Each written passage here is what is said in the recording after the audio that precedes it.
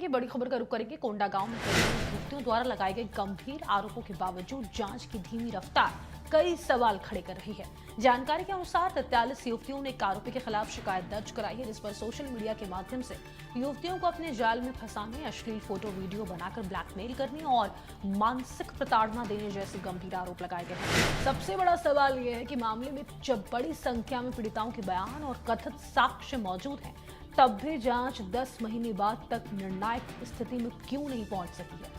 Mobile की forensic जांच report अब तक लंबित बताई जा रही है, जबकि साइबर जांच की गति पर भी सवाल उठ रहे हैं। पीड़िताओं ने जांच में तेजी लाने और आरोपी के खिलाफ कड़ी कार्रवाई की मांग की है। वहीं मामले की पहली जांच अधिकारी के तबादले को लेकर भी कई तरह के सवाल उठ रहे हैं। एक ओर सरकारें महिला सशक्तिकरण और नारी शक्ति की बात करती हैं, वहीं दूसरी ओर इतने बड़े मामले में जांच की धीमी गति न्याय व्यवस्था और जांच प्रक्रिया पर गंभीर प्रश्न चिन्ह लगा रही है। अब सभी की नजर इस बात पर है कि पीड़िताओं को न्याय कब और कैसे मिलेगा।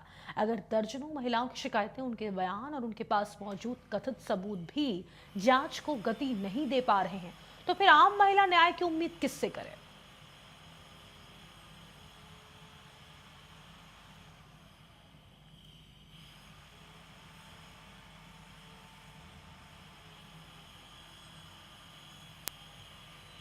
43 युवतियों की शिकायत के बाद भी जांच में आखिर इतनी देरी क्यों हो रही है, बड़ा सवाल बना हुआ है। 10 महीने से जांच अधूरी है। पुलिस प्रणाली से बड़े सवाल किए जा रहे हैं।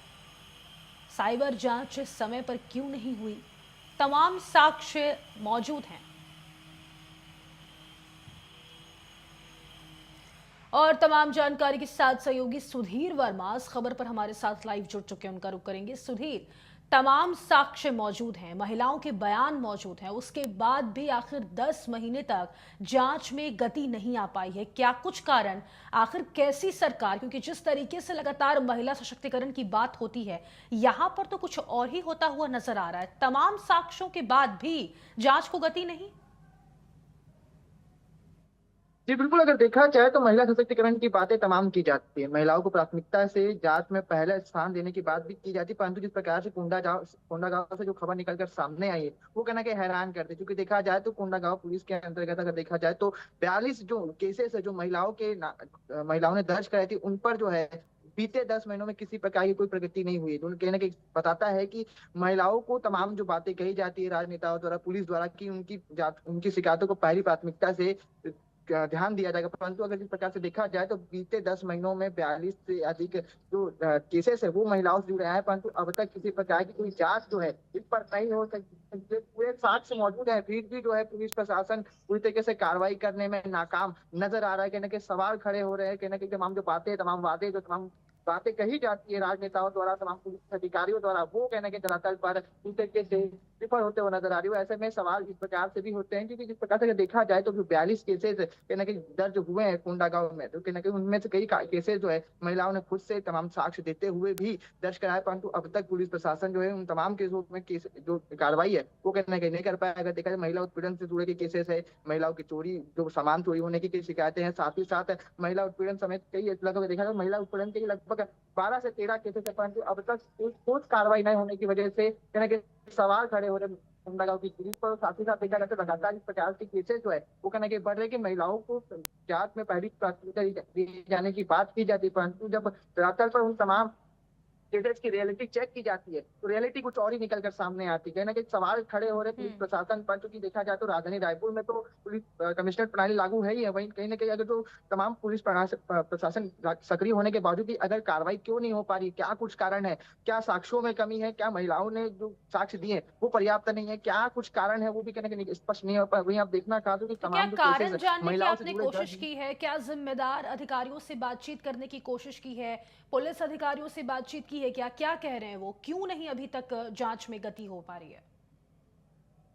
देखिए, पुलिस अधिकारियों का साफ तौर पर कहना है कि किसी भी केस को पूरा होने में मिनिमम भी 6 महीने का टाइम लगता है, परंतु अगर देखा जाए तो 10 महीने से अधिक का समय बीत चुका है, फिर भी अब तक किसी प्रकार की कोई कार्रवाई नहीं हो पा रही है। कहने के दर्शाता है कि पुलिस प्रशासन की तमाम जो बातें हैं वो कहीं न कहीं झूठ साबित होते हैं उन्होंने दिया। तो ऐसे में जो तमाम जो प्रार्थी है जिन्होंने अपनी शिकायत दर्ज की है, तो उनमें भी साफ तौर पर गुस्सा साफ तौर पर देखने को नहीं मिल रहा। उन प्रार्थियों से भी बात करने का प्रयास किया। प्रार्थियों ने साफ तौर पर कहा है कि हमारी शिकायत तो दर्ज की जाती है, परंतु कार्रवाई कुछ नहीं होती है। तमाम साक्ष्य दिए जाते हैं, पर साक्ष्यों के आधार पर भी किसी प्रकार की कोई जो गिरफ्तारी है वो कहीं न कहीं नहीं होती। तो ऐसे में जनता जब उन तमाम पुलिस स्टेशन में पहुंचती है, तो एक आस के साथ पहुंचती है, पर जब पुलिस अधिकारी कार्रवाई नहीं करेंगे, अपराधियों को पकड़ेंगे नहीं, तो कहीं ना कहीं जो जनता है उसका जो गुस्सा है वो साफ तो टूटता हुआ नजर आएगा।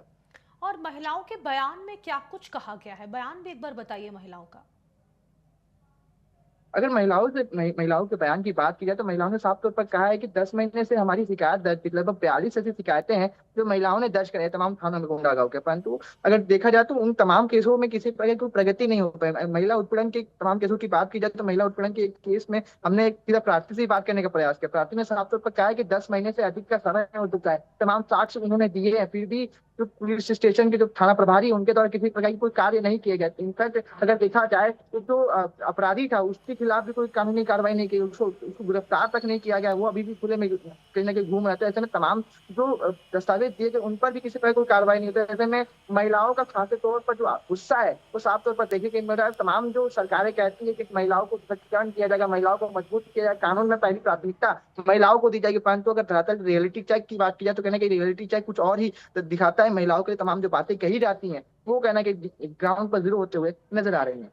बिल्कुल। और देखिए, बताया जा रहा है कि आरोपी जेल से निकलकर पीड़िता पर दबाव बना रहे थे। किस तरीके का दबाव बनाया जा रहा था? क्या केस वापस लेने का दबाव बनाया जा रहा था?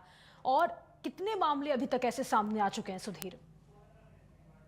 अगर देखा जाए तो महिला उत्पीड़न के लगभग 16 केसेस कोंडागांव पुलिस के अंतर्गत अब तमाम थानों में कहीं ना कहीं दर्ज हुए हैं। ऐसे में अगर देखा जाए तो सबसे पहला जो पुलिस जब जांच करती है, तो कहीं ना कहीं ये निकल कर सामने आता है कि तमाम जो साक्ष्य दिए जाते हैं उनको को लेकर खंगाला जाता है, परंतु जब साक्ष्य सही साबित होते हैं उसके बावजूद भी कार्रवाई नहीं की जाती। और इस दौरान जो है जो अपराधी जो रहते हैं वो भी कहीं ना कहीं जो प्रार्थी उन पर दबाव डालने का प्रयास करते हैं। ऐसे कुछ केसेस भी निकल कर सामने आए। लगभग 5 ऐसे केसेस है जिन पर अपराधियों द्वारा प्रार्थी पर दबाव बनाया गया। चाहे बात करें पैसा दे करके सॉर्ट आउट करने की बात की जाए, चाहे बात करें उनको डरा करके धमका करके केस वापस लेने की बात भी जो है कहने के निकल कर सामने है। तो लगातार ऐसे केसेस की संख्या बढ़ती हुई नजर आ रही है। और ऐसे में अगर पुलिस समय रहते कार्रवाई नहीं करेगी तो कई केसेस दब भी जाते हैं। हमने देखा जिस प्रकार कई ऐसे केसेस होते हैं जो कहीं ना कहीं जो अपराधी उनके द्वारा दबाव बनाया जाता है। कई बार ऐसे भी होता है कि अपराधी जो है हम्म। वो कहीं ना कहीं प्रार्थी पर दबाव बनाकर परिवार को परेशान कर किया जाता है। उनके द्वारा तमाम केसेस घटनाएं निकल कर सामने आती है। ऐसे में समय रहते कार्रवाई करना चाहिए। बड़ा सवाल बना कि आखिर समय रहते कार्रवाई क्यों नहीं हो पाई, क्योंकि देखा जाए तो समय के अभाव में जो अपराधी है वो कहना कि पीड़ित वर्ग को परेशान करते हैं, उनके परिवार को परेशान करते हैं, जिसके चलते जो है कई केसेस वापस भी हो जाते हैं। बिल्कुल। और देखिए, जिस तरीके से ये मामला सामने आया, कई ऐसी जो महिलाएं हैं वो लगातार जो कानून की तरफ एक निगाहों से देख रही हैं कि कब उनको न्याय मिलेगा। लेकिन 10 महीने की देरी कोई छोटी मोटी देरी नहीं होती है, वो लंबी देरी होती है। अगर इसमें किसी पुलिस अधिकारी की संलिप्तता पाई जाती है, जानबूझकर केस को देरी करने का अगर उन पर आरोप लगता है, तो क्या आगे सरकार भी इस पूरे मामले में संज्ञान ले सकती है? और क्या अभी तक संज्ञान लिया गया है सरकार के द्वारा? देखिए, सरकारें तमाम बातें करती है कि समय रहते तमाम चीजों की कार्रवाई की जाएगी, परंतु अगर देखा जाए तो अधिकारियों की अकाउंटेबिलिटी पर भी कहना के सवाल खड़े होता है। क्योंकि देखा जाए तो जब भी किसी अधिकारी को कोई केस दिया जाता है तो उसके लिए तय समय होना आवश्यक है। मध्य प्रदेश के गृह मंत्री ने साफ तौर पर कहा है कि जब भी कोई केस कहीं थाने में दर्ज होता है तो लगभग देखा जाए 6 से 7 महीने में कोई भी केस सॉल्व हो जाना चाहिए। परंतु अगर देखा जाए तो कई ऐसे केसेस है जो आज तक सालों तक कहीं ना कहीं सॉर्ट आउट नहीं हो पाए। तो ऐसे में पुलिस प्रशासन तमाम अधिकारियों की अकाउंटेबिलिटी पर भी सवाल कर रहे हैं। आखिर ऐसे केसेस पर समय क्यों लग रहा है, क्या कुछ कारण है, क्या कुछ रीजन है जिसकी वजह से हम्म। महिलाओं के 42 केसेस है तक पेंडिंग पड़े हो। 6 महीने से अधिक 10 महीने से अधिक का समय हो चुका है। 6 महीने की डेडलाइन दी जाती तमाम अधिकारियों को किसी भी केस को पूरा किया जाए, परंतु 10 महीने से अधिक का समय हो चुका है। और लगभग 42 केसेस है कोंडागांव पुलिस के अंतर्गत तमाम थानों में, जहां पास अब तक किसी प्रकार की कार्रवाई नहीं हुई है। तो ऐसे में सरकार को भी ध्यान देने की ठीक है आवश्यकता है सुधीर। कि एक बहुत शुक्रिया है आपका।